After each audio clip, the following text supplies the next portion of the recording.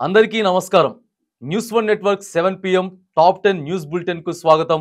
ముఖ్యాంశాలు. పార్లమెంటులో వార్షిక బడ్జెట్ను ప్రవేశపెట్టిన కేంద్ర ఆర్థిక శాఖ మంత్రి నిర్మలా సీతారామన్. బడ్జెట్ ముఖ్యాంశాలు: వ్యవసాయ రంగానికి 1.52 లక్షల కోట్లు కేటాయింపు, బంగారు, వెండిపై కస్టమ్ డ్యూటీ 6% తగ్గింపు, మహిళా సాధికారత సాధన కోసం 3 లక్షల కోట్లు బడ్జెట్లో కేటాయింపు, ప్రకృతి వ్యవసాయంలోకి 1 కోటి మంది రైతులు, కూరగాయల ఉత్పత్తి కోసం క్లస్టర్ల అభివృద్ధి వచ్చే 5 ఏళ్లలో 4 కోట్ల మందికి ఉద్యోగాల కల్పనకు కృషి.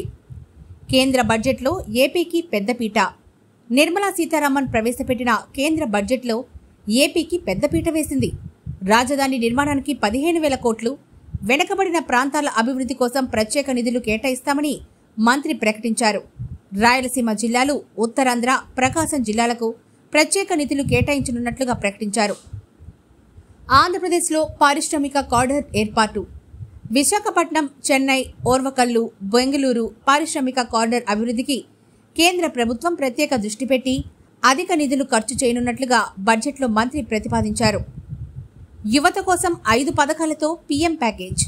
యువతకు విద్యా, ఉపాధి కల్పన, నైపుణ్యాభివృద్ధి కోసం 5 పథకాలతో పీఎం ప్యాకేజీ ఏర్పాటు. దీనికోసం బడ్జెట్లో 2 లక్షల కోట్లు ప్రతిపాదించిన కేంద్ర ఆర్థిక మంత్రి. కేంద్ర బడ్జెట్లో తెలంగాణకు మొండి చెయ్యి. ఆర్థిక మంత్రి నిర్మలా సీతారామన్ ప్రవేశపెట్టిన కేంద్ర బడ్జెట్లో తెలంగాణకు తీవ్ర అన్యాయం జరిగింది. బడ్జెట్ ఆశాంతం తెలంగాణ ఊసే లేకుండా కొనసాగింది.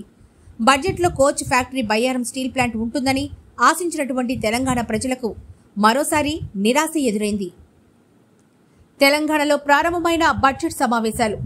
తెలంగాణ బడ్జెట్ సమావేశాలు ప్రారంభమయ్యాయి. తొలి రోజు కంటోన్మెంట్ ఎమ్మెల్యే లాస్య నందిత మృతికి అసెంబ్లీ సంతాపం తెలిపింది. ఈ నెల 25న రాష్ట్ర ఆర్థిక మంత్రి బట్టి విక్రమార్క తెలంగాణ బడ్జెట్ను ప్రవేశపెట్టనున్నారు. తెరుచుకున్న తుంగభద్ర గేట్లు. 2 తెలుగు రాష్ట్రాల్లో గత 3 రోజులుగా కురుస్తున్న భారీ వర్షాలకు తుంగభద్ర జలాశయం పూర్తిగా నిండిపోయింది. దీంతో అధికారులు 12 గేట్లు ఎత్తి దిగువకు నీటిని విడుదల చేస్తున్నారు. తుంగభద్ర ముంపు ప్రభావిత గ్రామాల ప్రజలు అప్రమత్తంగా ఉండాలని అధికారులు సూచించారు. నర్సాపురం ఎంపీడీఓ వెంకటరమణ మృతి. ఆంధ్రప్రదేశ్లో అదృశ్యమైన ఎంపీడీఓ వ్యవహారం విషాదంతమైంది. ఎంపీడీఓ వెంకటరమణ మృతదేహం ఏలూరు కాలువలో లభ్యమైంది. ఎంపీడీఓ అదృశ్యమైన వ్యవహారాన్ని ముఖ్యమంత్రి చంద్రబాబు, ఉప ముఖ్యమంత్రి పవన్ కళ్యాణ్ సీరియస్ గా తీసుకోవడంతో ఈ వ్యవహారం రాష్ట్రంలో సంచలనం సృష్టించింది. భారీ నష్టాల్లో స్టాక్ మార్కెట్లు.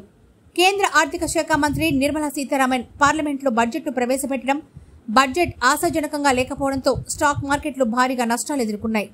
సెన్సెక్స్ 773 పాయింట్లు, దేశీయ స్టాక్ ఎక్స్చేంజ్ నిఫ్టీ 274 పాయింట్లు నష్టపోయింది. పార్లమెంట్ ఎదుట పంజాబ్ ఎంపీల నిరసన. కేంద్ర బడ్జెట్లో పంజాబ్ రాష్ట్రానికి కేంద్ర ప్రభుత్వం మొండి చేయి చూపించడంపై పంజాబ్ రాష్ట్రానికి చెందిన లోక్సభ ఎంపీలు నిరసన వ్యక్తం చేశారు. తమ రాష్ట్రంపై కేంద్రం వివక్ష చూపుతోందని ఆరోపించారు. తదుపరి తాజా వార్తల కోసం నిరంతరం చూస్తూనే ఉండండి న్యూస్ 1 నెట్వర్క్.